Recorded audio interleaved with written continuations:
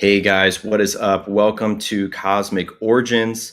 This is our second crypto update of the week because there's been a lot happening. So in this video, we're going to be talking about the National Crypto Week that the White House announced in the One Big Beautiful Bill that is coming up on the 14th. We're going to be talking about ISO 20022, the new international financial messaging standard that applies not just to crypto, but to banks and any kind of payments. That's going live the same day as Crypto Week starts for the Fed and Fedwire services.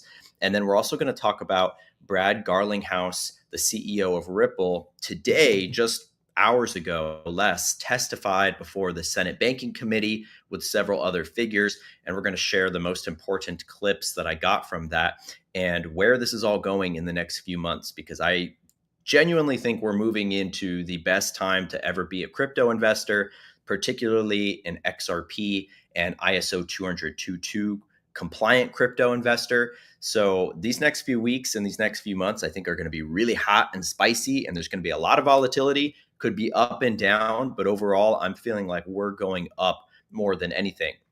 So let me go ahead and share my screen here, and we'll jump into it. And let me know in the chat how the stream quality is, if we're having any audio or video issues. What's up, Angelito? Good to see you. What's up, Kaz D? Good to see you guys. So let's go ahead and let's jump into it.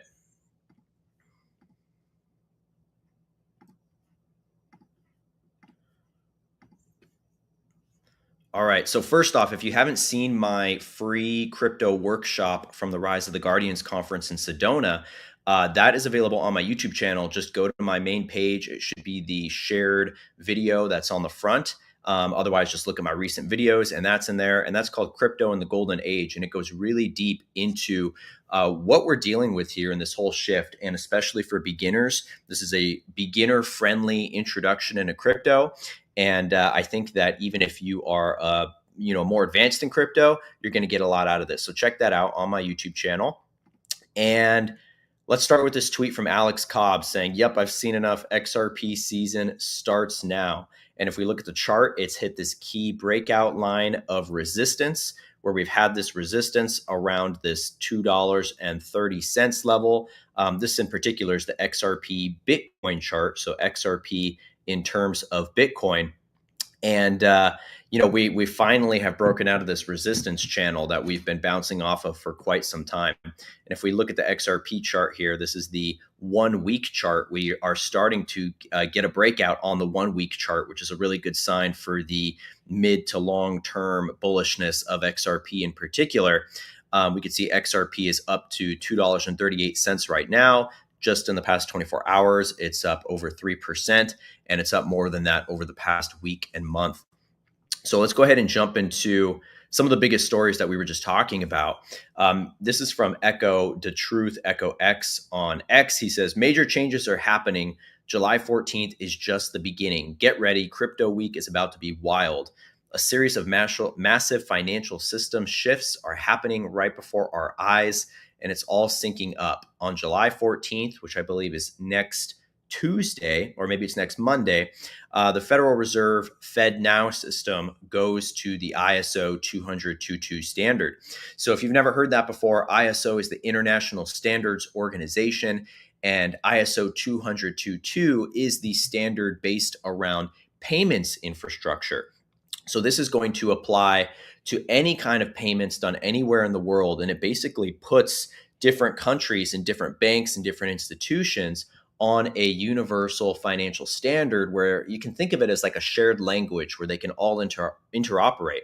And this is what I would say is the most tangible part of what you could call the quantum financial system right now. This is the development of it in terms of the regulations and the legislation and the compliancy.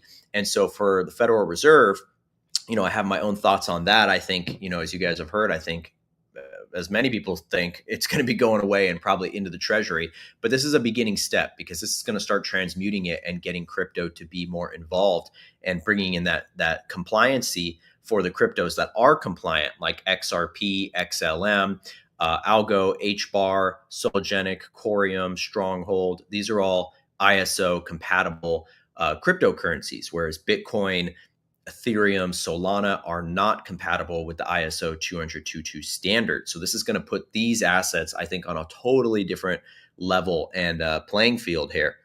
So he says, this is the same week that Crypto Week takes place. So as we said, July 14th, in the One Big Beautiful Bill, they announced that the 14th through, the 21st is going to be National Crypto Week, where the much anticipated US stablecoin bill, the Genius Act, is expected to pass. Now, that's going to be huge. We've talked about that previously, what's going on with the Genius Act.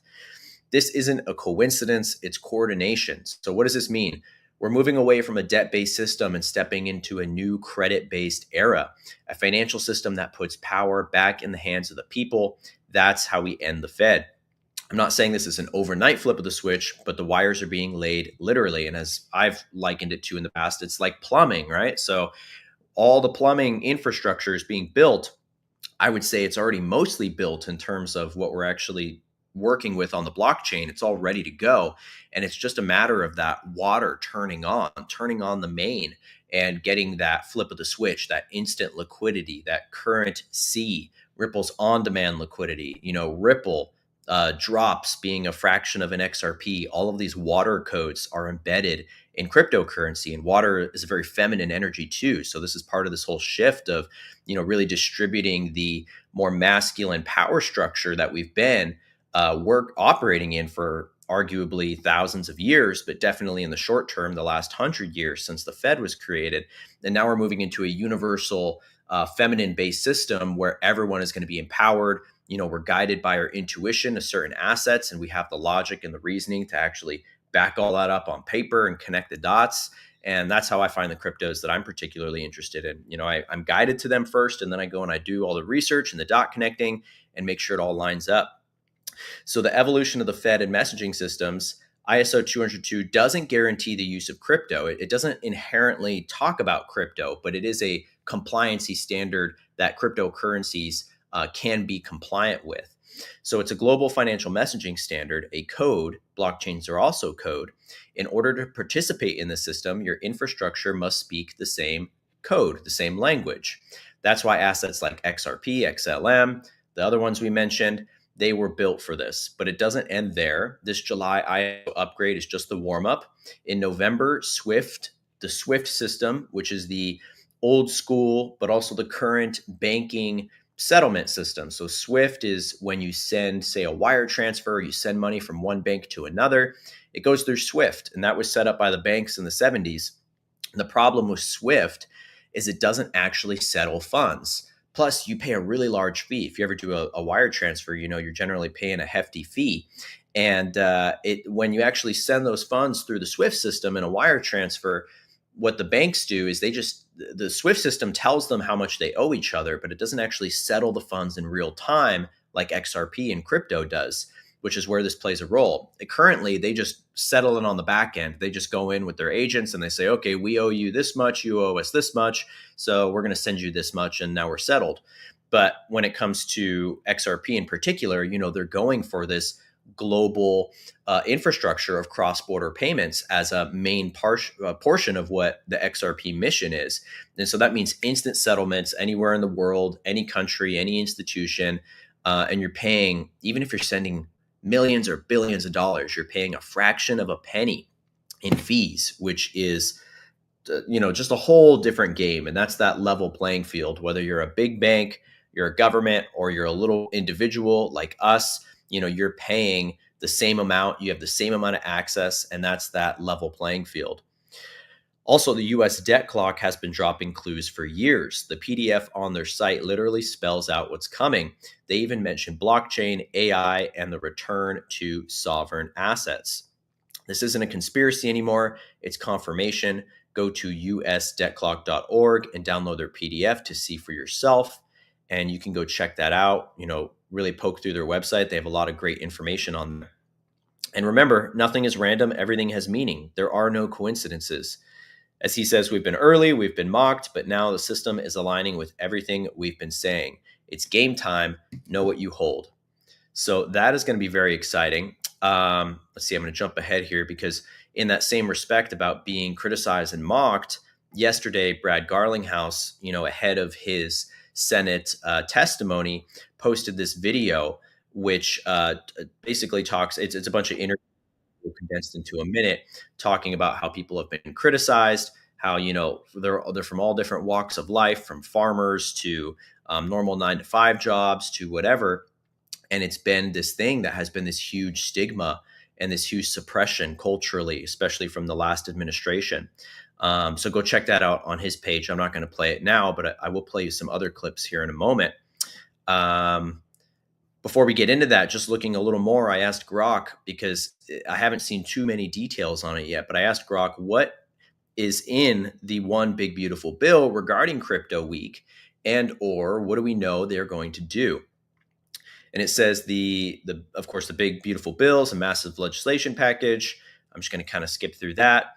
Talks about crypto week, talks about that basically there could be a lot of legislation put forward this week, which would make a lot of sense, that we're going to get some surprises, some new legislation. Of course, the Genius Act is set to be signed. The Clarity Act, which I'm not too familiar with, but it says it aims to provide regulatory clarity for cryptocurrency activities. Also, Anti-CBDC Surveillance State Act. And remember, CBDCs, central bank digital currencies, are kind of the antithesis to cryptocurrency. CBDCs are totally centralized and central bank controlled, totally programmable. Yes, it's digital, but they control it from the top down. It is that pyramid structure that we've been in for so long, which is where Trump ran on a campaign promise that we would outlaw CBDCs. And a lot of people conflate CBDCs with crypto because they don't really know the difference, and they're literally the opposite of each other. One is super centralized, the other is decentralized. Crypto obviously being decentralized to varying degrees. Some blockchains are more decentralized than others, and decentralization is a spectrum. So it's not really a black and white thing. There's supply centralization versus consensus centralization. But generally, I would say consensus is what you really want to look at when it comes to centralization, because the consensus centralization decides who actually controls the operations of the blockchain. And that's where I and many others believe that XRP is the most operationally decentralized blockchain when it comes to consensus, because of their unique consensus mechanism called the Federated Byzantine Agreement, or FBA, unlike Bitcoin or Ethereum, which use proof of work and proof of stake. In regards to this, it says likely it focuses on limiting or regulating central bank digital currencies to address privacy or surveillance concerns. The Genius Act proposed to foster innovation in the crypto space. Those specifics are unclear from available data. We know the Genius Act is centered around stable coins. We know one of the things that it's doing is going to block the ability for stable coins to generate inherent interest, which off the bat might seem bad, but what that is going to do is it's going to drive demand to interest generating, yield generating cryptos that do staking and other forms of yield farming, DeFi, liquidity pools. It's going to drive more demand for those. And that's going to bolster, US basically, power in the cryptocurrency space, or empowerment in the cryptocurrency space. It also mentions tax provisions. Small crypto purchases under $300, they've talked about it being exempt from taxation. Trump has already ran on the campaign promise of American cryptos being capital gains tax free, which a lot of people still don't know about that. But what that means is if you own an American created crypto like XRP, XLM, a lot of the ones that we focus on, those are going to be free when they sign that in from capital gains tax, which is the tax applied to investments. So that is going to be massive in bringing in American. And I don't know if that's going to apply to foreign investors, but definitely American investors are going to be putting in a lot of money into those American cryptos versus foreign cryptos. So XRP being a big, big winner there. Third biggest cryptocurrency right now, used to be number 2. And I think it's going to pass Ethereum for number 2 and eventually pass Bitcoin for the number 1 spot. It also says Senator Cynthia Lummis pushed for amendments to make Bitcoin and crypto tax friendly, with indications that White House supported, including her language in the final bill.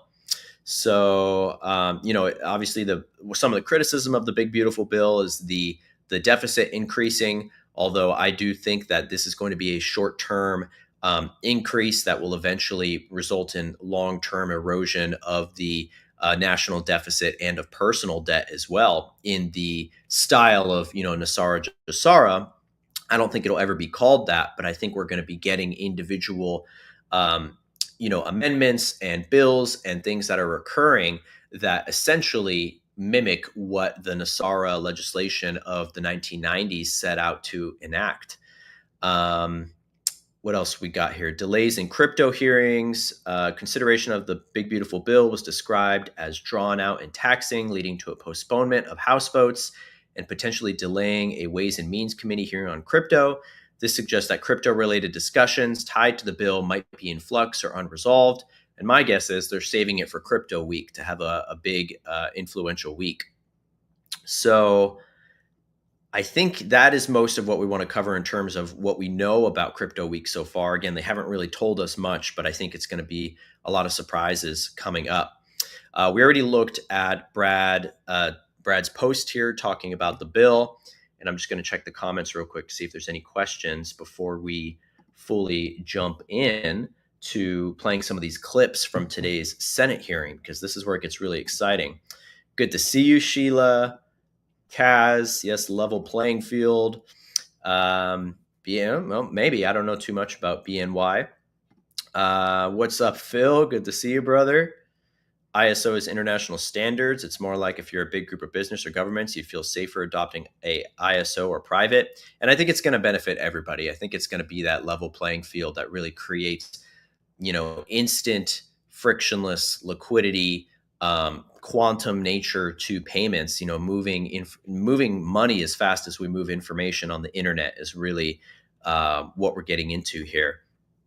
Ripple as a bank. Yep, we talked about that last week. Thank you for bringing that up again. If you didn't hear about that, Ripple has applied to be a bank, and that is potentially going to bring us the opportunity to borrow on our XRP from Ripple, who would be basically the most trustworthy financial institution as far as I'm concerned. I trust Ripple way more than I trust any of the other big banks or institutions out there, especially with my XRP. So that's going to be a big, big deal. Plus, who knows all the financial services that could come out of that our XRP is going to be directly involved in. Whirlwind says, think of Ripple like a hub and or a highway that uses many APIs to allow access to third parties and such. Yeah. So you can think of, XRP is the core decentralized technology. Ripple is the private company that is developing all these services to utilize your XRP. And of course, Ripple being centralized, that doesn't mean they're bad. We're going to have centralization in every aspect of governance and finances. There will be both, I believe. So, having the marriage of the two, the decentralized and the centralized, and getting the best of both without having to rely on the centralized. You could go fully decentralized, just do crypto. There's going to be a lot of opportunities available. JC, you're right about foreign investors will probably be the people buying those Trump cards, LOL 5 million, and then access to no tax. That's a great point. I do think that the Trump cards are going to be very in demand for the new crypto millionaire and billionaire crowd that is coming up. And then that would, just like you're saying, that would definitely give them access to no tax. And, if you can pay, if you're a multimillionaire, let alone a billionaire, and you can pay $5 million to then get no tax, that's probably instantly already worth the money. Big beautiful bill. Any effects on the Fed? I haven't heard any specific effects on the Fed. We'll have to find out. But yeah, I don't know in particular, just the ISO in terms of the Federal Reserve and that going live. So let's go ahead and jump into this first clip. I want to show you Brad Garlinghouse open statement from his testimony in front of the Senate Banking Committee. So let me go ahead and share that particular link. Do it with audio. Let me get the right one here. Okay, I think this is it. All right, let's watch this. This is just a few minutes, and then we'll analyze it, and we'll go into two other really important clips that I took out of this. turn to Mr. Garlinghouse. You are now recognized for 5 minutes. Let me know if the audio is. Good morning, Chair Scott, Ranking Member Warren, and members of the committee. Thank you for the opportunity to appear before you today. My name is Brad Garlinghouse. I'm the CEO of Ripple. Ripple has approximately 900 employees across our 15 offices worldwide. We were founded more than a decade ago with a mission to enable the Internet of Value, a world where money moves like information does today. We build software products that power cross-border payments, stablecoins, and digital custody. Ripple helps financial institutions reduce friction, unlock efficiencies, and serve their customers better. These are not abstract concepts. We work every day with banks that rely on our technology to deliver real results in the global economy. Ripple leverages the XRP ledger, a decentralized, battle-tested, open-source blockchain, as well as its native digital asset, XRP, to facilitate payments. XRP is built to enable fast, low-cost, and highly scalable transactions. From the start, Ripple made the deliberate choice to work with policymakers and regulators, not around them. We have taken a compliance-first approach, operating with over 60 payment, service, crypto, and money transmitter licenses domestically and globally. With regard to the topic of this hearing, we believe smart legislation should be based on several core principles. Consumers need protection from fraud and scams. Markets need proper oversight. Bad actors need to be kept in check. And innovation must thrive. A constructive and workable framework for digital assets and stablecoins that achieves these goals will expand access to financial markets, create jobs, strengthen the economy, and put the U.S. on the path to being a global blockchain and crypto leader. For the last decade, the legal and regulatory uncertainty surrounding crypto has prohibited meaningful progress in the U.S. At Ripple, we certainly saw firsthand how the lack of clear rules of the road can be weaponized to target good actors. In turn, the technology, jobs, and tax dollars that go with it are pushed offshore, reducing regulatory oversight and putting consumers at higher risk. This has severely harmed American businesses, investors, and most concerned consumers. Ripple was the tip of the spear for this regulation by enforcement campaign and was subject to an enforcement action in 2020. We were the first leading U.S. company to be sued by the SEC. We and many others understood that a loss here would be a death knell for the industry. Fortunately, after 4 years of a hard-fought legal battle, we prevailed. The court ruled in our favor on everything that mattered, including finding that the token XRP is not, in and of itself, a security. Our victory cleared the path for other market participants to fight back. Despite these headwinds, Ripple still prioritizes education and engagement with policymakers and regulators globally.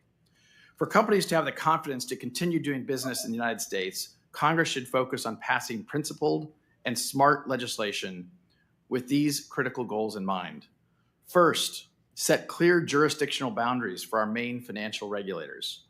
Second, establish pathways for companies to build in the U.S. without sacrificing investor or consumer protections.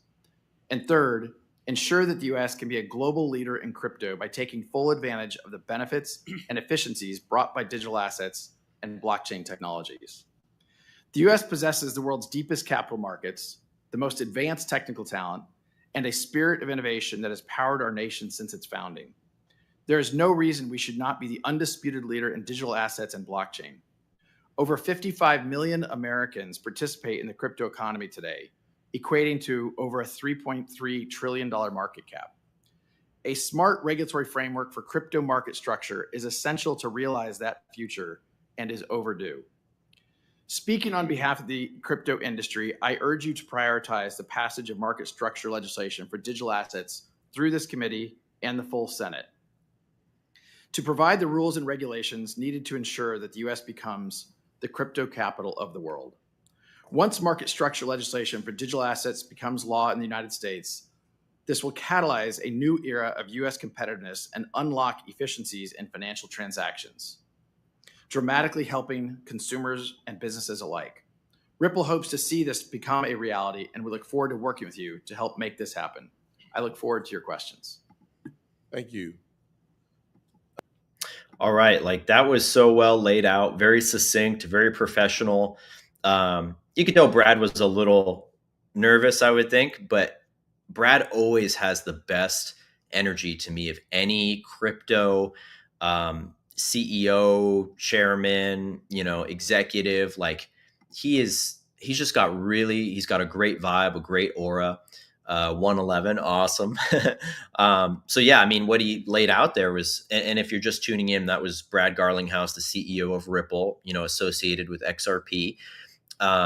He laid out how the last administration did what they call regulation by enforcement, where they had no clear regulatory guidelines on purpose. There was a distinct intentional lack of clarity around crypto so that they could come in and do enforcement actions when people didn't know what to do and there was no clarity on how these companies should act or what was within the legal bounds. So that was the plan to destroy crypto, was to do this regulation through enforcement. And the Biden admin, Senator Elizabeth Warren, who we're going to play a clip from her from this in a second, she was a big part of that. She's very anti-crypto, which you're going to see in a second. But yeah, I think that was great from Brad. He put XRP in there, he put it out there. And one of the things that Alex Cobb, who hosted this particular video and is a XRP analyst, he pointed out in his review of it afterward that most of these guys, they have no idea even who Brad is. Like they haven't really done their homework. They don't know much about crypto. Throughout the rest of this Senate hearing, I guess you could call it, they rarely even talked to Brad. They didn't focus on him too much. There was a couple times that they asked him questions, but I think generally they don't even really understand what's going on because, I mean, obviously there's a lot of other things that they have to focus on as senators. But yeah, it's something that's sneaking up on them that they don't even really realize. And you have the people who are informed. There are some, informed individuals in the government on both sides, some that are informed that are pro crypto and others that are very anti crypto because their pockets are probably being lined with the big bank money that crypto serves as a threat to. Whirlwind says, I very much doubt that much. Love to Cobb. Yeah, Cobb is awesome. Check him out, Alex Cobb, on YouTube and on X. So let's play another clip here. And as I'm getting that ready, there was another section that I'm not going to include in this video, but I'll just give you an overview about where they talked about the meme coins, and they went really deep into meme coin legality, culture. Like they spent a while talking about meme coins, and one of the guys was grilling another guy over and over about how meme coins are really no different than baseball cards. And especially since Trump came out with his meme coin, the anti-Trump crowd and the anti-crypto crowd have just been doubling down on how they basically despised it, and they want to do everything they can to over-regulate it and enforce it and protect investors. And I forget the gentleman's name, but one of the guys kept pointing out, like meme coins are really no different than baseball cards. Do we regulate baseball cards? Do we try to protect investors? Like, no, this is a free market. We should be able to invest in what we want to invest in, and you should do your research before you invest in anything. And most people know when they're if you have the technical knowledge to even buy a meme coin, generally that that's more of a gamble than these utility-based cryptos. And most people go into it knowing that. And if you don't, then, that's kind of on you to do your research on whatever you're investing in. And maybe there should be some guidelines, but they're, generally, I think what we're going to see is that there won't be a overly enforced meme coin space, that it will be really a free market. And I think, we talked about meme coins in the last episode. You can go check that out from a couple days ago.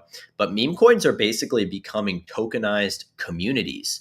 So they are no longer going to be, I believe, this pump and dump, because the culture is figured out. We don't want to just invest in fart coin, which was literally like one of the most popular meme coins out there the last year, that has no inherent value, and it's going to pump and it's going to dump. But what we're seeing now, especially with these XRP meme coins, is tokenized cultures, grassroots communities and cultures on the blockchain that are really built from the ground up. And it's inverting that pyramid, where instead of having a top down, an institution or a company or whatever creates a cryptocurrency, we're having completely community run they call it community takeover, CTO, in these meme coins, where it truly is grassroots. And I think we're going to continue to see, in the style of Trump and his meme coin, more people creating coins that represent their communities and the community mission, especially. And the ones I think that will stick around are the ones that have true positive intentions and community driven missions, that these meme coins will sort of be a crowdfunding way where you can invest in a collective mission amongst a group of people in a community, and you can all participate in manifesting that and bringing it into reality through the funds that are generated. And then through the investment itself, you get a return if that community continues to flourish and your meme coin goes up in price. And that's their biggest fear, right? Their biggest fear is something they can't control at all, something that is grassroots, something that their top guys and BlackRock and Vanguard and State Street and these banks that they have no say over, they can't control, they don't decide the direction of it. That's their absolute biggest fear. So I think that's why they're coming down on these meme coins so hard. So next we're going to share, let me get the right video here. This is a clip of Elizabeth Warren discussing I believe this one is about the Trump meme coin in particular. And they basically say, as you'll see, like, if these crypto regulations pass in the style that Trump wants to do them, it's going to cause these projects to go way up in value. And you can just feel their fear in that possibility of, what they want to pin it on Trump specifically. As you'll see, they'll say, well, he's going to get really rich and his family will, but so will all of the investors that are investing in these different projects that, like the Trump team is putting out with World Liberty Financial. So yeah, Kaz says meme coin compared to CBDCs, not so good. So yeah, let's go ahead and watch this clip. According to a recent New York Times analysis of the president's financial disclosure, crypto is now the biggest source of President Trump's wealth. In the past 7 months, he has become the most successful president in history at making money off his time in the Oval Office, and he's done it using crypto.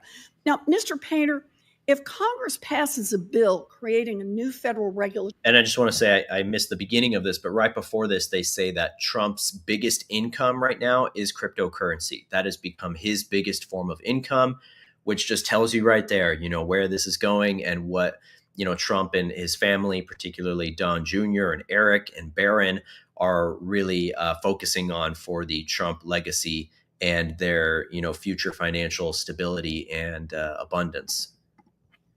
Regulatory framework for the crypto market. What will happen to the crypto market? Is it likely to grow? It will grow substantially. Okay, and what will that do to the value of? I love that line. It will grow substantially. President Trump's meme coin. It will make him very rich, even richer than he already is. And what about the value of his stable coin and his son's Bitcoin mining operation and his family's crypto holdings? The same. The Trump family will become very, very wealthy as the prices go up and the bubble rises. So if we create a new federal regulatory framework for the crypto market, the president and his family stand to make a whole lot more money. So, Mr. Painter, if the president and his family own billions of dollars in crypto, if Congress passes a crypto bill, who will claim the power to appoint and the power to fire the regulators that will implement whatever new rules are put in place governing crypto holdings? The President of the United States, and he is now also claiming the power to fire the members of independent commissions, and that will include the Commodities Futures Trading Commission and the SEC. Okay, so you were President Bush's. All right. That guy's got a great voice. That's like a cartoon character voice, or like very Hollywood theatrical. Every time he talked on that live, I was like cracking up. But, basically what they're telling you, yeah, Jeremy, they're so jealous. How about she creates her own meme coin? Yeah, right. And I mean, they probably will eventually, and it's probably not going to do very well. But maybe it will. Hey, maybe, karma can be balanced and come back around. But, clearly they are very threatened by this. And even them being anti-crypto are telling you it's all going to go up. When this stuff starts to get signed in, which is looking like next week, crypto week. Look at her face in the back. I just noticed that's a funny smirk she's got on her face. I don't know who that is. Drop it in the comments if you know who this lady is in the back with the big hair. But yeah, they're telling you it's going to go up. It's going to go up, and they're going to get rich, and they're putting the focus on Trump, but it's not just going to be him. It's going to be everybody invested in crypto. So yeah, Cass, as president, will have power, not the Fed. And we know, Trump is also looking at replacing Jerome Powell right now, and maybe that'll happen during crypto week as well, during this ISO launch. And, we'll have to see where that goes. Eventually, I think the Fed will be either completely restructured or dissolved into the Treasury, but we're no longer going to have this private central bank that's calling all the financial shots in the world right now. So I'm going to play you one last clip from this hearing, and then we will get into some other stories. Now, this clip is related to tokenization. So this is something that I've been talking about more and more, and a lot of other people as well, that tokenization, and I'll define what that means in a second, but tokenization is going to be, I think, the biggest financial return of investment within, as a subsect within crypto. So what tokenization is it is bringing what are called real world assets. You'll see them called RWAs. Those are assets like gold, silver, stocks, bonds, real estate, anything of value, physical and also non-physical, but especially physical things that aren't traditionally represented digitally. They're going to be brought onto the blockchain and represented there.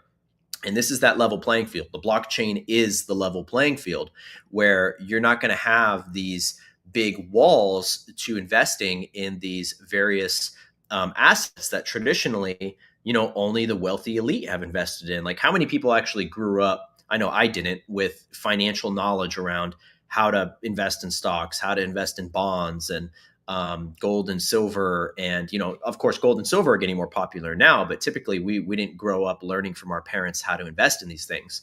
Well, crypto is not just a technological revolution. It is a social revolution. It's a cultural revolution at its heart. And so you have all of these kids, these teenagers, especially coming up right now, Gen Z and Gen Alpha, that are culturally getting into this and are now, not just doing crypto, but starting their own businesses, doing online work, being content creators, but particularly crypto investing. And that's a big threat to them as well. So what they're going to talk about here is tokenization, and particularly Tesla stock being available on the blockchain, which I've talked about, and we'll get more into that in a second, because it directly applies to some very bullish news for Sologenic and Cororeium in relation to XRP coming up this August. So let's watch this. On behalf of the chairman, I now recognize myself. We need to make sure that any new legislation to regulate crypto market doesn't do more harm than good. And there are a couple of areas where I think we need to be very careful not to make things worse. First, we cannot pass any legislation that eats away at the SEC's current jurisdiction to regulate traditional securities. Now, Mr. Massad. So right there off the bat, they're worried that this legislation coming up is going to relinquish their control, particularly that the SEC has over these investments. You were chair of the CFTC and you were assistant secretary for Treasury for Financial Stability. Could market structure legislation make it possible to structure a non-crypto product so that it dodges our security laws? Use something like Tesla stock as an example. Yes, it certainly could. If you, for example, provide an exemption for activity on decentralized trading protocols, and that's a very broad exemption, then you could tokenize Tesla stock and have it traded on that protocol, and it could be exempt then from 34 Act trading requirements, at least. So in effect, we start to repeal the SEC as we've had it for traditional. It could Stop. certainly undermine their authority substantially. It's critical that It could certainly undermine their authority substantially. They know what's coming. They know that the walls are coming down and that no longer just accredited investors, just people in the know are going to have access to these financial tools and opportunities. And in particular, I found it fascinating. I was so excited when they said Tesla stock tokenized, because that is exactly what we've been talking about with the upcoming, and I'm going to share this here, the upcoming Soloex launch this August. So let's jump over here. And Soloex, oh, here we go. Soloex is the new project between Sologenic, which if you're newer here, Sologenic is the number 2 asset behind XRP on the XRP ledger. So to quickly explain what that means again, you or I, anybody, we can go create new cryptos that exist on other blockchains. So you or I, we can go create a crypto that exists on XRP, that exists on Ethereum or Solana or Stellar, XLM, and it uses that core blockchain as its technology, but it's an individual crypto investment. It's a different coin. So Sologenic is the number 2 project on the XRP ledger on the blockchain behind XRP itself, XRP being the native asset of the XRP ledger. And so Sologenic is one of the ones that we teach about in Conscious Crypto Academy that I've been investing in for years and that I think is going to really revolutionize this whole tokenization game. And that's their focus, is tokenization on the XRP ledger. That's their main focus. And so Sologenic with this other company called Texture Capital, who is a licensed broker dealer, they've partnered and launched this new project called Soloex. It's not its own crypto. This is just basically a website or a portal to be able to invest in things like stocks, bonds, natural resources, gold and silver, different assets, tokenized, real world assets. You can see it here in their bio on the blockchain. And this has been Sologenic's plan for years. It's been in their white paper. And they've always said the last step of this is just either acquiring or partnering with a broker dealer, a licensed broker dealer in the United States. They've already done this in Dubai. They're working on this right now in El Salvador. And so they announced this partnership, in the last year. And this website, Soloex, will be going live starting August. And I just saw a clip of an interview with Bob and Reza, who are the founders of Sologenic and Cororeium. It's the same people. And they were asked, when this launches, what should we expect? Is there just going to be one stock on there? We're going to start with 1 or 2 and then expect to get more later. I think that's what most people were expecting. And they were like, no, actually, our plan is to have every single asset, stock, bond, all these things, all of them available day one.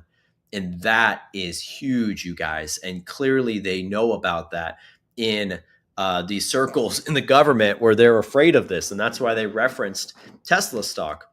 And it's been long theorized in the Sologenic community that Tesla would be the first one that was announced because they were following just Tesla on their X account. That was the only account they were following.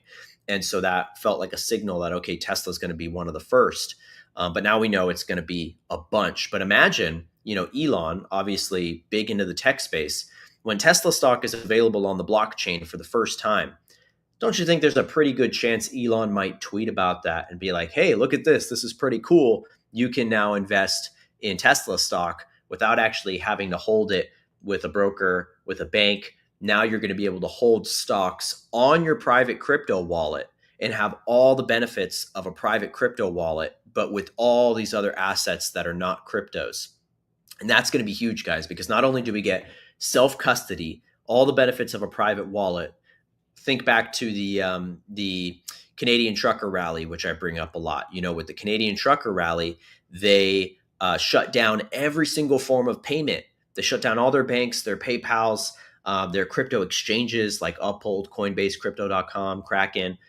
The friends of all these people, they shut down their accounts. the only way that the Canadian truckers were able to transact remotely across the country without in-person cash transactions, if you're thousands of miles away, was with private crypto wallets. And that was an amazing proof of concept. So now we're going to have that with stocks, all the benefits of the blockchain for stocks, gold, bonds, natural resources, all these different assets. And that is why I think real world assets and tokenization are going to be the leading infrastructure and the leading return of investment in terms of investing in projects centered around this, which is why I'm so bullish on Sologenic and Cororeium, because they're both a part of Soloex. Both of those technologies are integrated into what Soloex is doing. So you can, if you want, go to Soloex's website here, solotex.com. You can join their wait list so that you could be one of the first people to be able to take advantage of this when it goes live this August. So that is super exciting. Now here is another clip that I will play you. I have to back out here because I need to share it with audio. So let me do that. And let's look at comments real quick. Yes, Soloex is like a decentralized exchange, similar. I believe it will be centralized, but could be wrong about that. But I think it is centralized because of the broker-dealer connection, but it will be running on decentralized technology, Cororeium and Sologenic and the XRPL. So again, like the marriage of the two, I think is the sweet spot. Yeah, private wallet storage. Yep. So huge stuff. So let's share this here, share with audio, and let me find the right tab.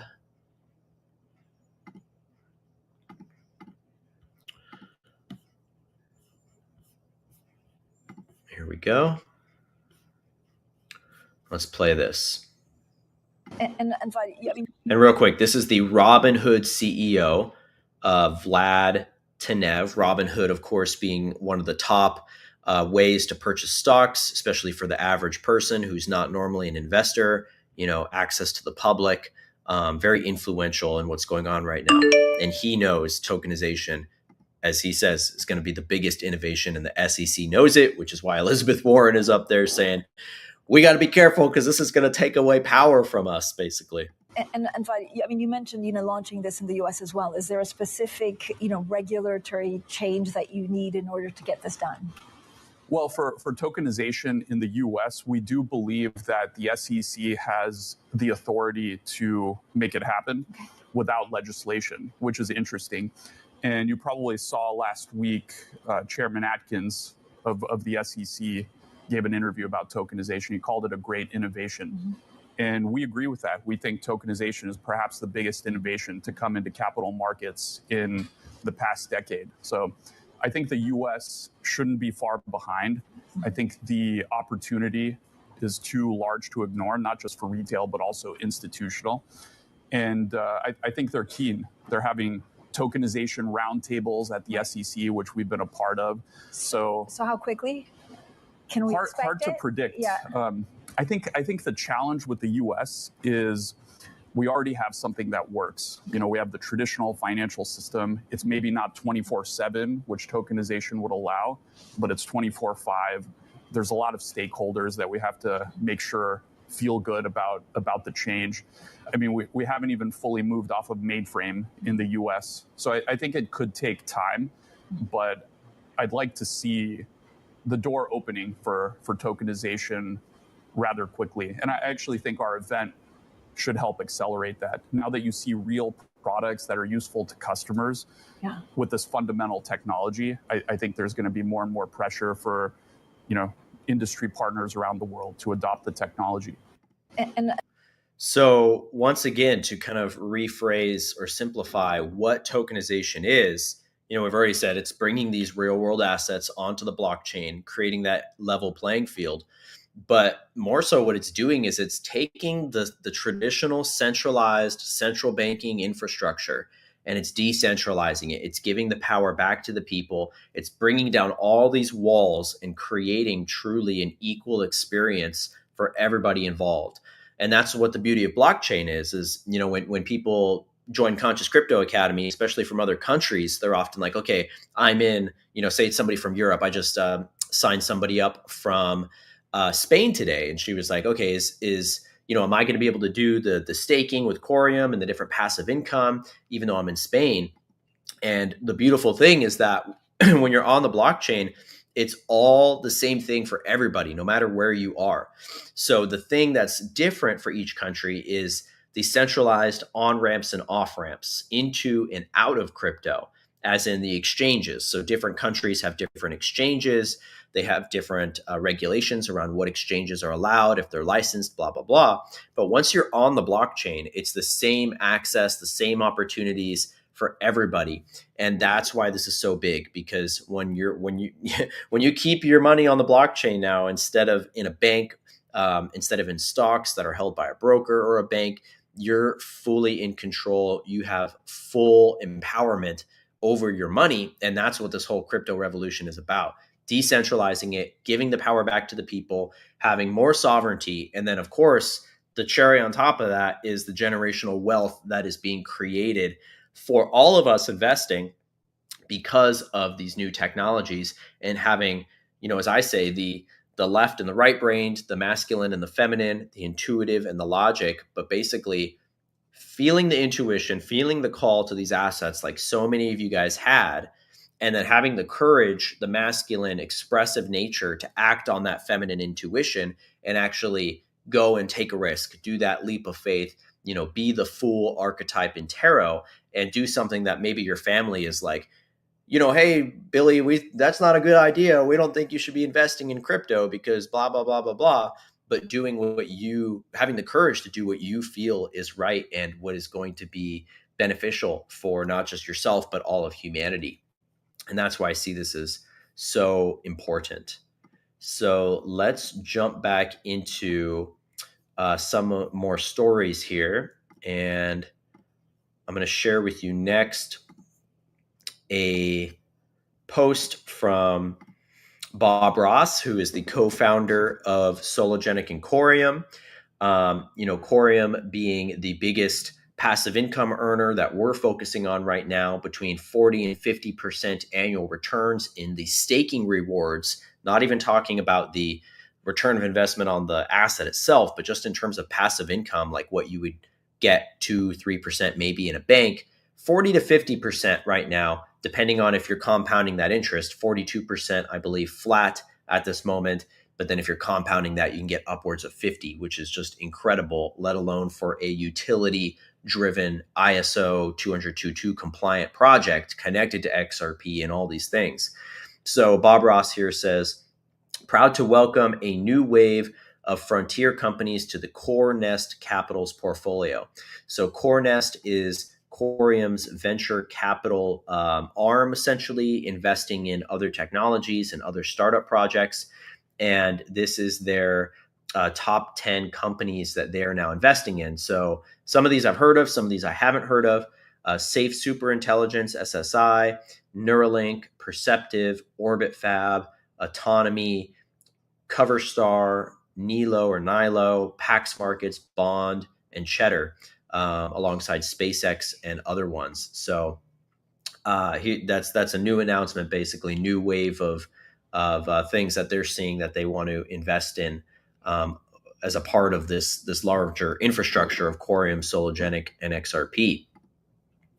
And now to talk a little bit about Stronghold and ISO 20022 again. So we've already laid out what ISO 20022 is. If you're still confused about it, feel free to leave a comment. But there is a private company that it's not the standard itself. The standard is just a standard. This is a private company called 20022 Labs, which is, as they say, accelerating the adoption of data-rich payments. So they are driving awareness and adoption of the ISO 20022 messaging standard. And last year, Stronghold, as in the company that created SHX, has acquired 20022 Labs. And I think just, that's a huge, huge green flag for Stronghold. This is the only company I've seen that is, focused on the adoption of the 20022 standard. And of course, with this upcoming July 14th launch, for the Fed services of the ISO 20022 standard and the upcoming SWIFT integration, this is going to be bigger than ever. And we've already seen Stronghold. Let's take a look at the chart. It's gone up significantly over the past week. So we had, we were down here around 0.008. Now we're up at 0.0116. I think it was about a 20% pump, and it was up a little bit higher. So the market is already starting to kind of anticipate this, and the speculative investors are coming in to, buy that story and that anticipation of what's going to be coming. And I think we're going to see all of these smaller assets, Stronghold, Cororeium, Soloex, they're all sitting below a $200 million market cap. So the market cap is the overall valuation of the crypto. In comparison, XRP is over $130 billion market cap with a B. So a sub $200 million market cap is often referred to as a micro cap because it's so small. And so the possibility of these assets, again, Stronghold, Cororeium, Soloex, that we focus on in my Conscious Crypto Academy, the possibility of these going up more than XRP is quite high because there is so much more room to move to even catch up to the market cap of XRP.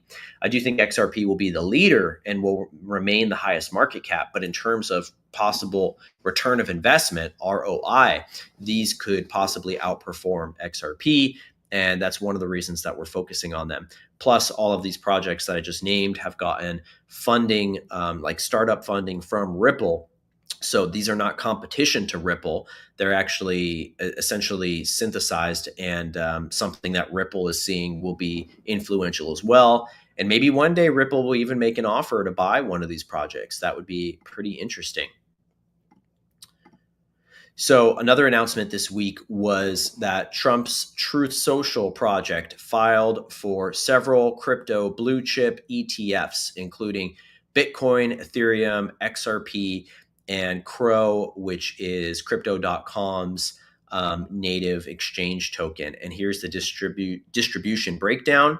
XRP is the lowest percentage, but I don't see that as a bad thing because, especially knowing the return of investment of XRP, a 2% spread in their portfolio on XRP could easily turn out to be their number one holding in the next couple years, particularly if we see, big rearrangements of the, different dominant cryptos and XRP overtaking some of these.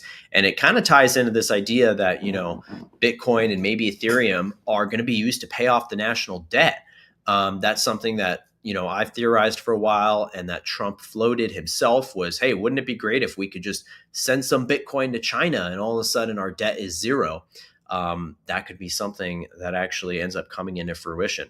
So Truth Social and the Trump team doubling down on crypto, as they said in that, hearing that we watched earlier, crypto is the Trump family's biggest income generation right now, more than their hotels, more than anything else. They're making money on crypto more than anything.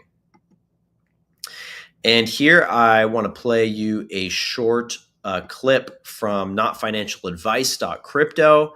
I said think mirror, and you'll see why. Let me back out here and share that with audio so that we can watch that together.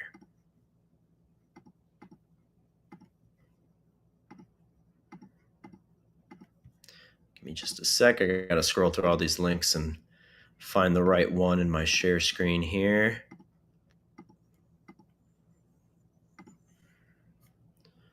Here we go.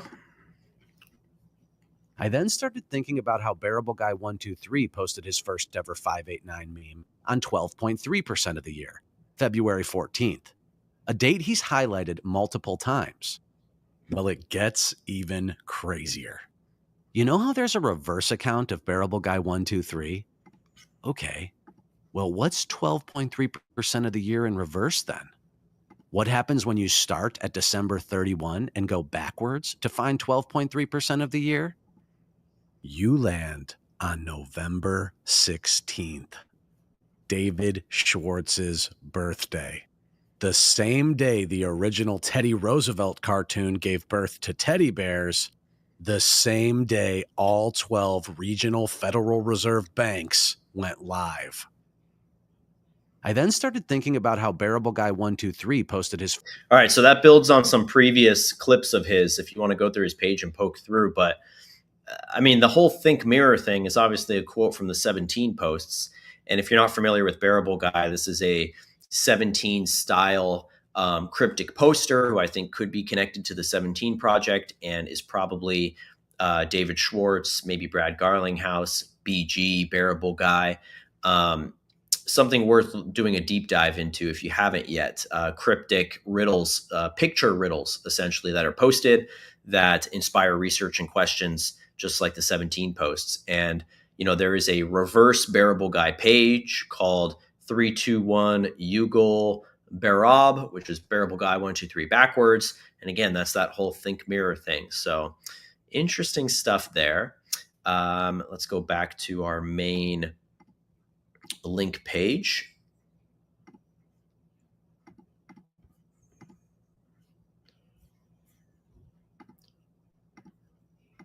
So in other news this week, the platform Upbit, which is a Korean exchange, had huge amounts of XRP volume inflow into their network. It was first posted from what I saw. Well, a lot of people talked about it, but Zach Rector had posted it here at 720 million in 1 hour. I don't know what the relative, normal rates are, so I wouldn't be able to tell you that. But, just a few hours later, this person, Chad, had posted, now it was at 1.7 billion in the past hour. So it had nearly or more than doubled since the first post at 720 million. And Korea is known to be one of the leading, if not the leading XRP country. They're very pro on XRP alongside Japan and have huge, essentially, support for XRP, which makes me think about our Decent wallet that, is our main cold storage private wallet that we focus on in Conscious Crypto Academy. And that is my favorite wallet. This is a Korean wallet. And one of the reasons why I really like them, for one, they are Korean, and Korea is very pro XRP. And this is the most XRP ecosystem friendly wallet that I have come across. A lot of these smaller assets like Solo, Cororeium, Stronghold, you cannot store those on your traditional Ledger Nano or Trezor or these other more popular wallets. The Ledger CEO has even come out and trash talked XRP, called it a trash asset.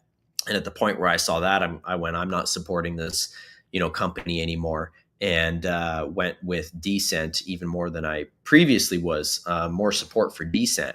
So if you want to grab one of these, there is a discount link down below. I am an affiliate of them. The link will get you $30 off, and it will throw me a little bit of a kickback as well if you want to support me and the channel here. And so normally it's $160. You can get it for essentially $130 US. And that, if you don't have cold storage, I highly, highly recommend looking into getting cold storage, because if you are either holding your crypto on the exchange where you bought it, or you have it on a soft or app wallet like Exodus or Zalman or Trust Wallet, it's still good that you've got it on a wallet. That's a really good first step, but you're not going to get the level of security that you're going to get on a physical cold storage wallet like this.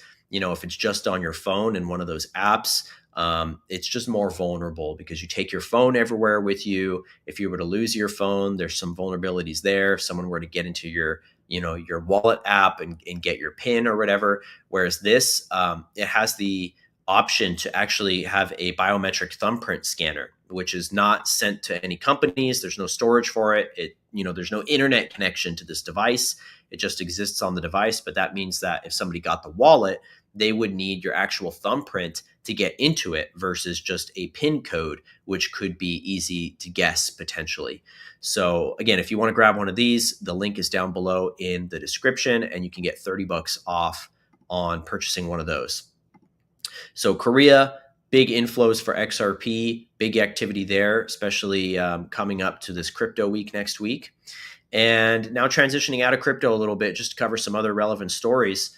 The Epstein stories just dropped, and that's been a big controversy because basically they came out and said, he did kill himself, and I'm not going to get into it too much. I think you guys already know the basics and the controversy that exists right now. But I find it fascinating that Trump now has the MSM begging him to give them more info about Jeffrey Epstein. So the story that they were once doing anything they could to suppress, now they are bringing it up in other contexts. It's the thing they want to know about. They're begging for more info. So I think that is some, some brilliant chess moves in that respect, where they're asking for it. And you're getting more and more people who would have not cared, particularly on the left, about Epstein.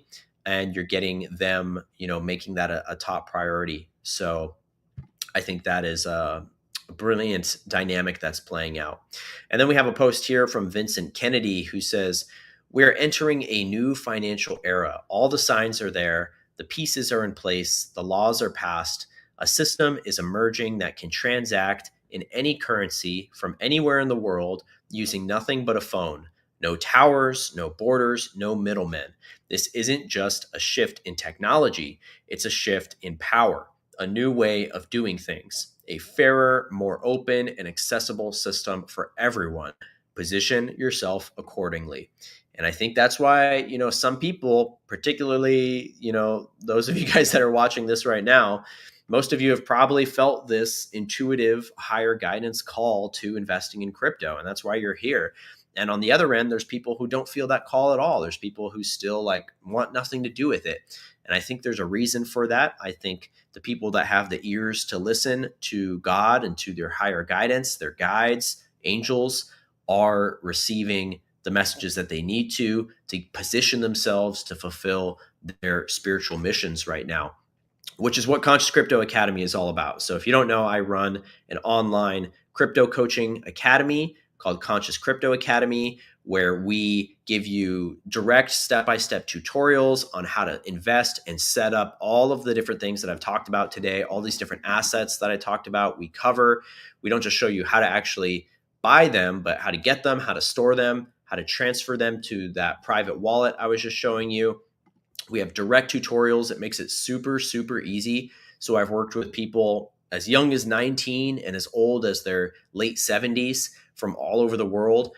And we have over 150 people that have joined the academy and over 115 active members in our group chat. And, we don't just teach you how to do it, but we have a really robust, spiritually aligned community where we are doing coaching calls every week. So we jump on a Zoom call every week and we go over any questions you have, any roadblocks. We go over new research. We go over more updates than we are right now. We look at the charts. We look at what potentially is a good buy that week, if crypto's up or down and which projects are looking more juicy than others. And I am very transparent with our community about my particular percentage breakdown in all of our assets. I tell everybody exactly what percentage I have in each asset. And I tell you, our group too, when I'm purchasing which cryptos and when. So if I purchase a crypto, I'll let you guys know, hey, I bought Solo today, or I bought XRP or Cororeium, because I think this one is looking particularly good for this week. So we have a 24/7 group chat where you can ask questions all throughout the week. It's a really supportive program. So you're not just getting the education, but you're getting tons of support along the way. And if you want to learn more about that, there's a link down below to book a free strategy call with me, totally free 30-minute strategy call where we'll go over where you're at, what your current experience level is, what kind of help you're looking for, and if this program and our community is a good fit for you. And then we can get you in that day. There's no start and end date. It's an on-rolling, ever-going thing. One-time payment, no subscription. So you're not going to have to keep paying a monthly subscription to stay in. You pay once, you're in for life, and you get access to all the tutorials and the communities and everything indefinitely, and keep getting help as you go on your journey. And, my long-term vision for this is that we are establishing the New Earth community for being able to channel this wealth into positive service to other, essentially humanitarian projects of whatever form, whether it's nonprofits or businesses, or, whatever it is for you, small business, some big, large global business idea that you have. Like I said, nonprofits, whatever services, buying land, creating healing centers, creating schools. Everybody has got their unique background and their unique skill set and their mission. And this is here to provide you a network to connect with other people who are not just into crypto, but also are here for the right reasons and have a spiritual community that is investing, because there's obviously tons of crypto support and groups, and you can go on YouTube and you can spend, time watching YouTube videos and doing trial and error and teaching yourself like I did.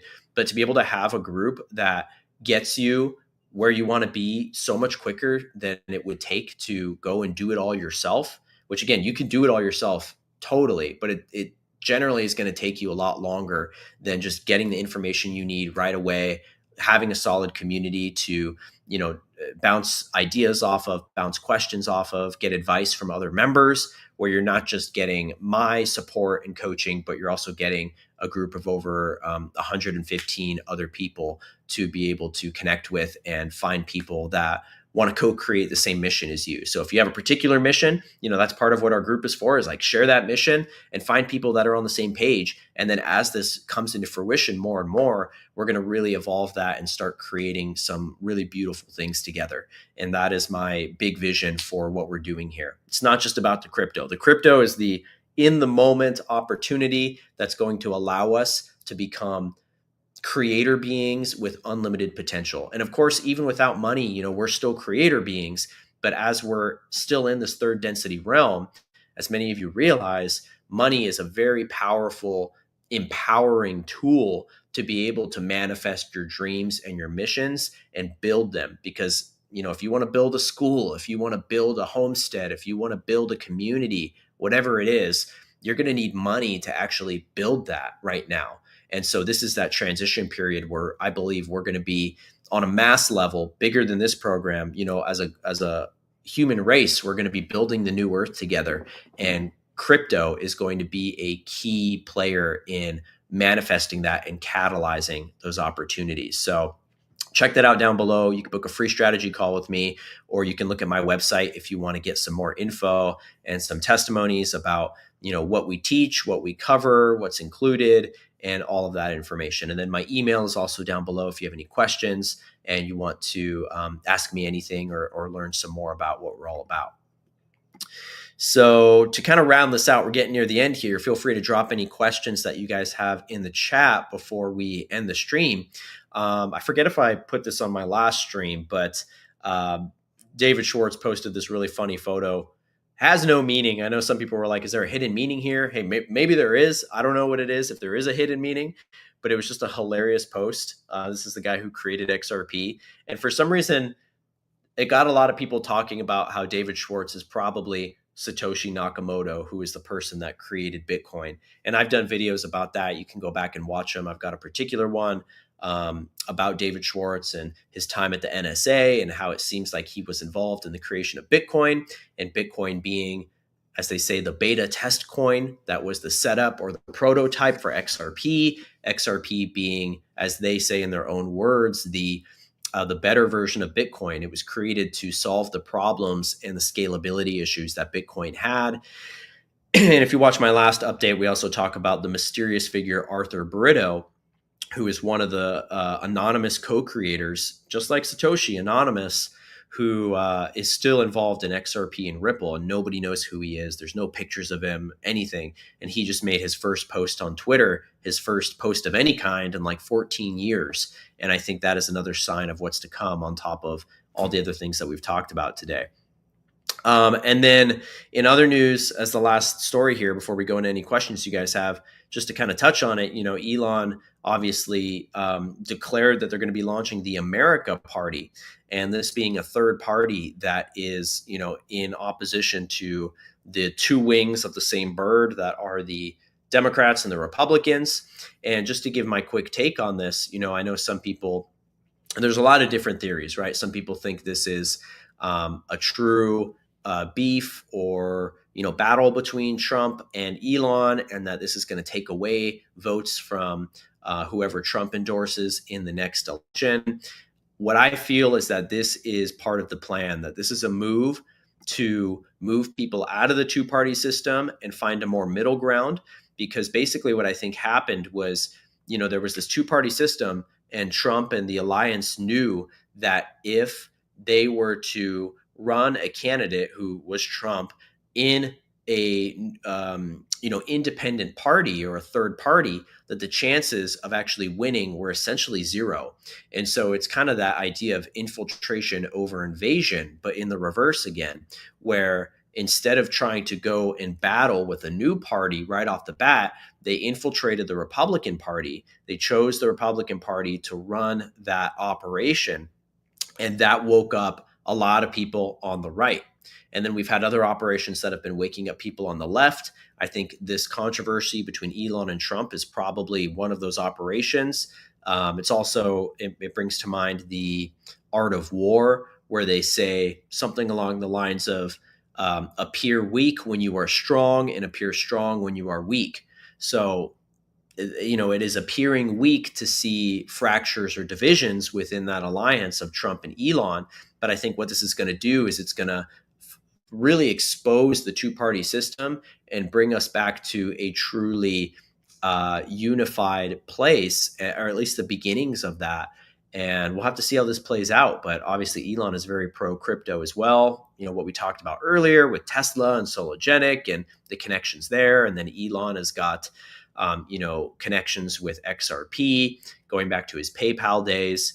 From what I've heard from certain insiders is that XRP is actually, and I didn't hear this from like an internet insider. I heard this from someone who's actually I don't want to say too much, but they know someone who is basically in these meetings with Elon and validated what I've been sharing for years, that Elon is a core part of what is going on with XRP. That's why he hasn't talked about it very much. He's under NDAs, but it connects to, PayPal and X.com and Peter Thiel being an angel investor in Ripple before it was Ripple, and all these different things. So, I think that ultimately we're going to see some really fascinating things occur over the coming months and years leading up to this next election, and the exposing of the two-party system and how ultimately it's two wings of the same bird. And finally, hopefully getting some unity from all this polarity that's been occurring in the country and around the world. So yeah, that's all the stories we have to share today. Thank you guys for hanging out. Feel free to drop any questions before we start to head out. Ascension Diary says deleting all scammers and bots from the realm. Yes, that is definitely important. And why I'm glad you brought up scammers, because that's a good time to kind of put some tips out there when it comes to crypto scammers. Never trust anybody that is messaging you online, particularly Telegram, Instagram, when it has to do with crypto or finances. I have a lot of people impersonating me, and especially the bigger YouTube and online influencers. They will make fake accounts and impersonate them and message you and say, hey, like the ones that impersonate me, people have sent me screenshots and they're like, hey, how's your crypto going? Like, can I help you out? Or, blah, blah, blah. I will never, unless we're like homies and we talk, I'm never going to proactively message, like cold DM you with no context and just ask you how your crypto is going. So be very careful. Another one I've seen is people will comment on certain crypto posts and say things like, hey, have you gotten the Flare airdrop yet? Or they'll talk about real opportunities, but then they'll essentially, if you engage them, will give you a link. And what I've seen is people go to that link and it asks you to basically connect your wallet or give your seed phrase over, and then people get drained of all their funds. And I've talked to people who have lost literally hundreds of thousands of dollars on these scams, which is really unfortunate. So, basically just be really discerning and be really vigilant, and don't trust, just have a default of not trusting anybody on the internet, like particular accounts that are messaging you, DMing you. 99.9% of the time it's a scam. So that's something else that we can help you out with in Conscious Crypto Academy is, making sure that you're not getting scammed, and that if something weird happens, if you get a weird message, or, another one is there's fake YouTube videos, AI videos that have actually been paid ads on YouTube of like XRP airdrops. So there's no XRP airdrops. A lot of these will be an AI video of Brad Garlinghouse or of Elon, and it sounds like them. Their lips move like them. It's really good AI. And they'll say, hey, we're having a Ripple and XRP airdrop where if you send us some XRP, we'll send you back twice as much just for a limited time. It's bogus. And it's crazy that they're actually getting these as paid ads. They have died down, but I still see them out there. So be discerning of that. But that's the kind of thing that if you're in our community, we can help you out with. And if you come across something funny, you can run it by us and be like, hey, what's this? Like, I'm getting a weird vibe. And we can let you know, okay, that's a scammer, or no, that actually is a legitimate thing. And that's really helpful to have. And then another one I've seen is QFS wallets.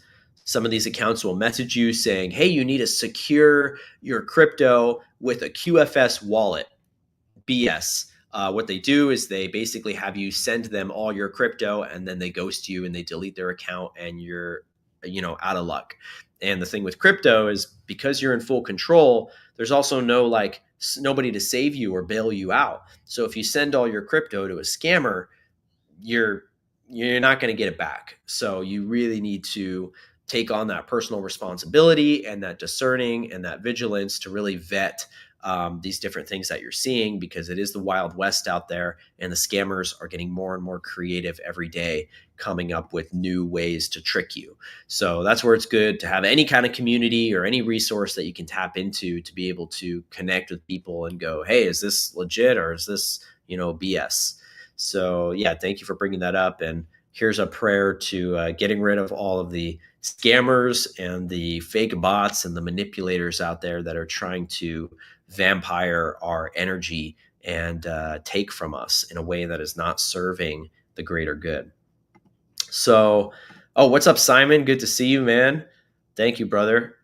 Glad to see you in here. Check out Simon Esler's channel. If you haven't, he's a great researcher and he's doing a lot of awesome stuff. Check out his Instagram. Let me double check what it is so I can give you the handle.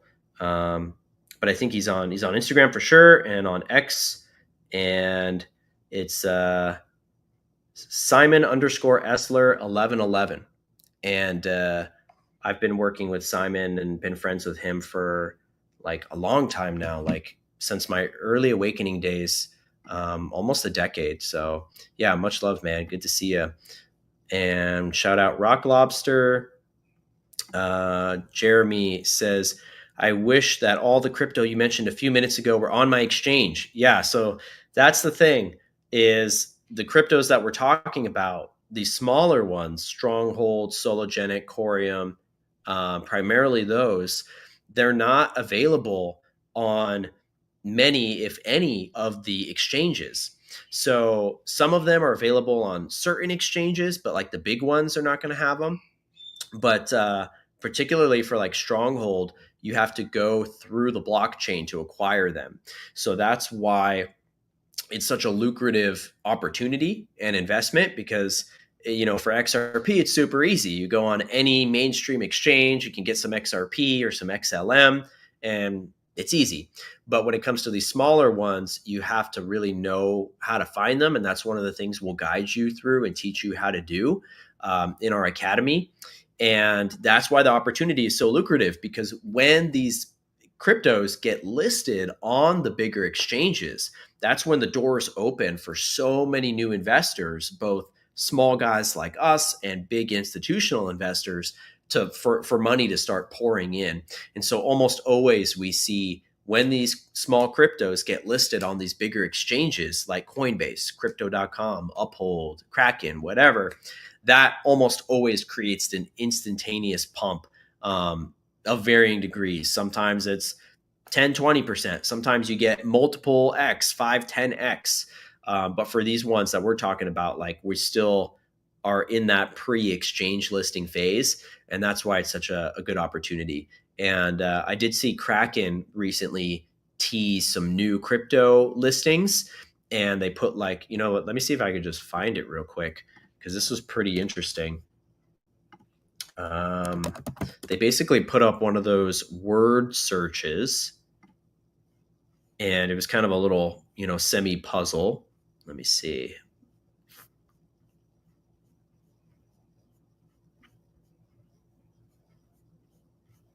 Here it is. Okay, let me share my screen here.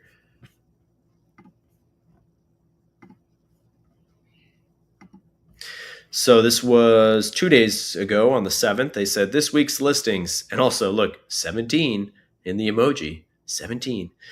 And also like July 17th kind of looks like a 17 too.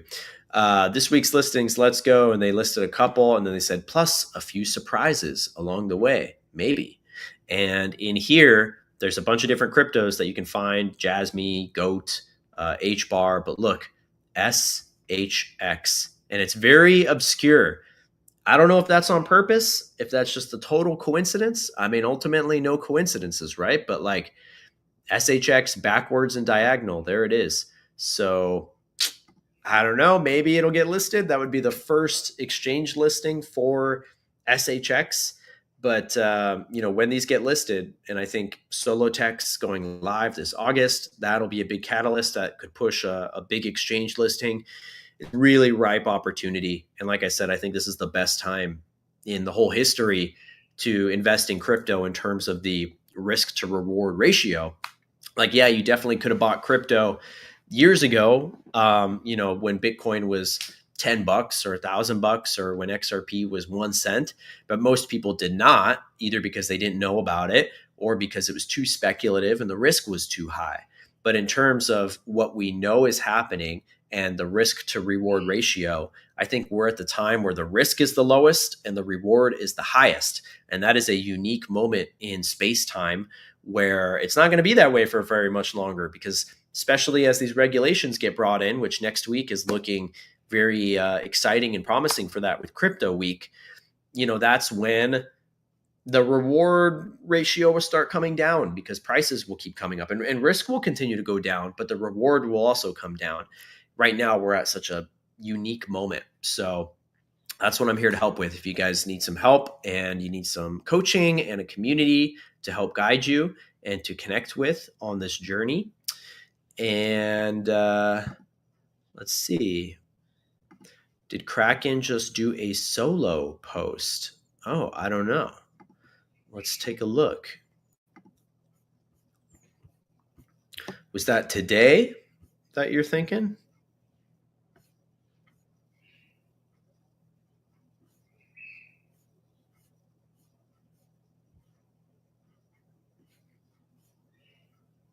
X stocks? Is that what you're referencing maybe?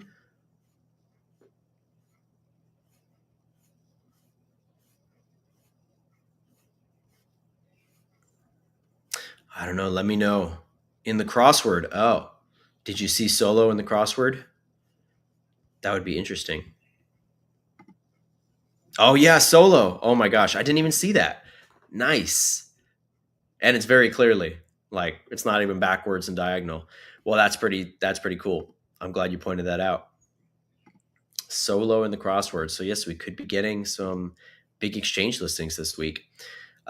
G-Man says, how many XRP does a person need to hold to be cozy in the future? There's no universal amount.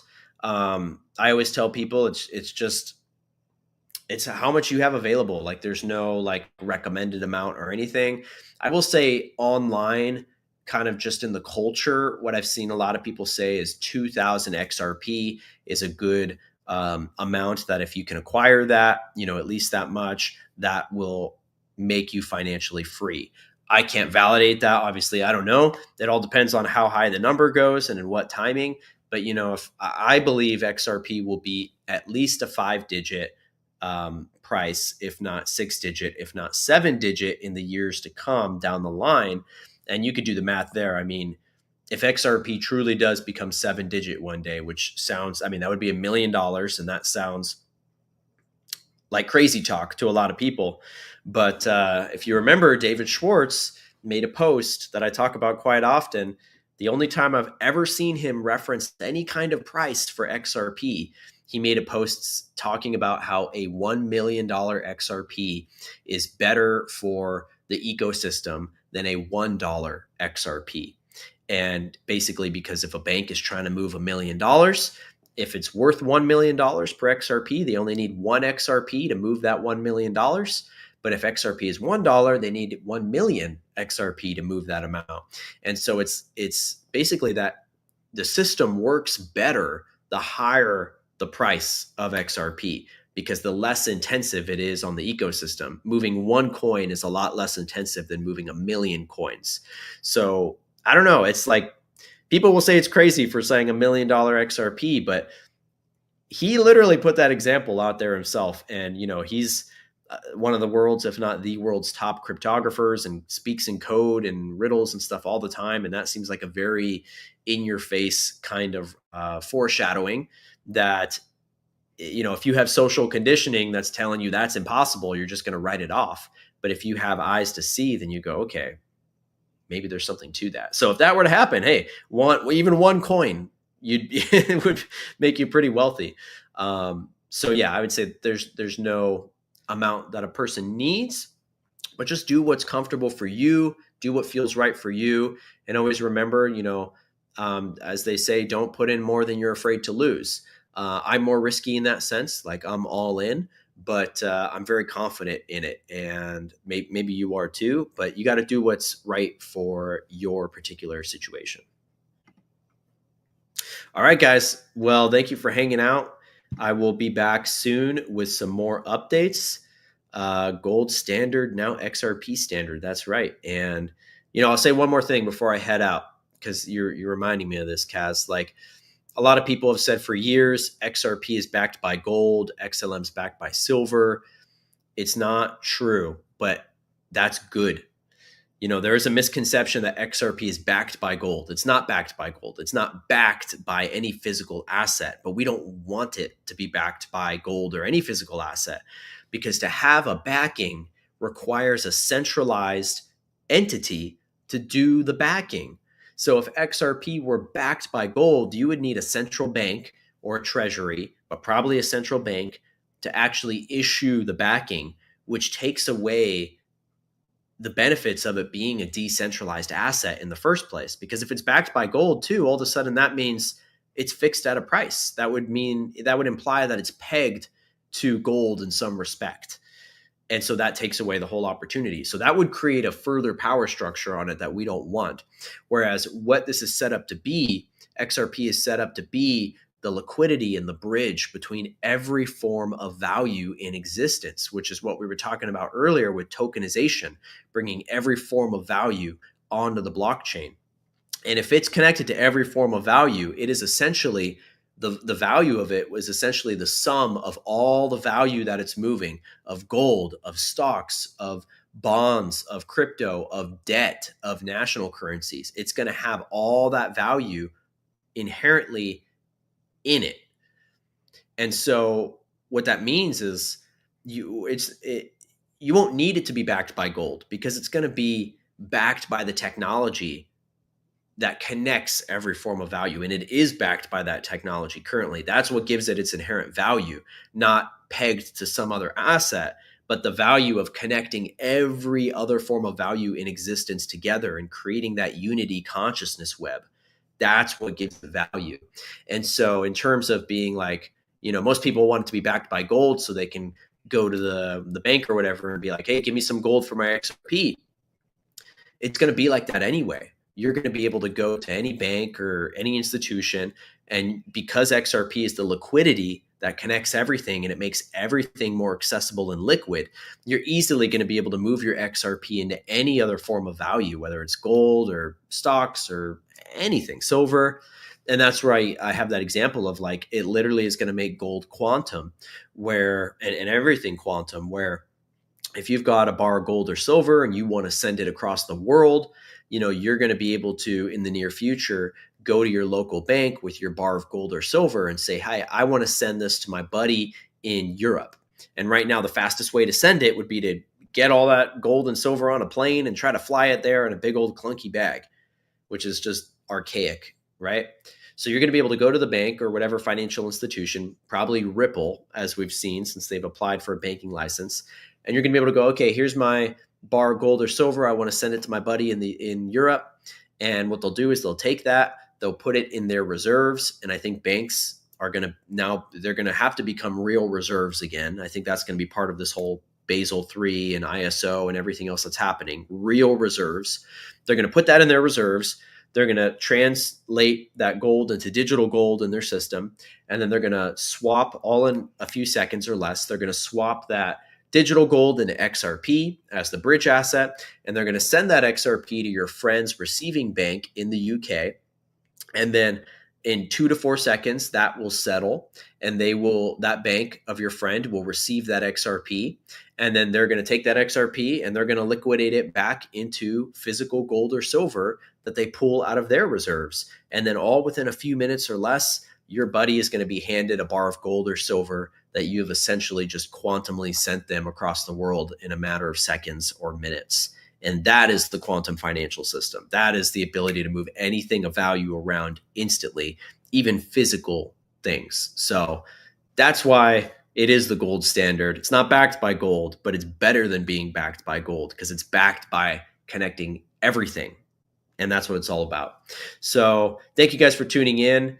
And I'll see you soon for another update. Leave any comments on the video if there's any topics that you want me to cover, any questions that you want me to go over in future videos, whether they're short or long live stream updates like this.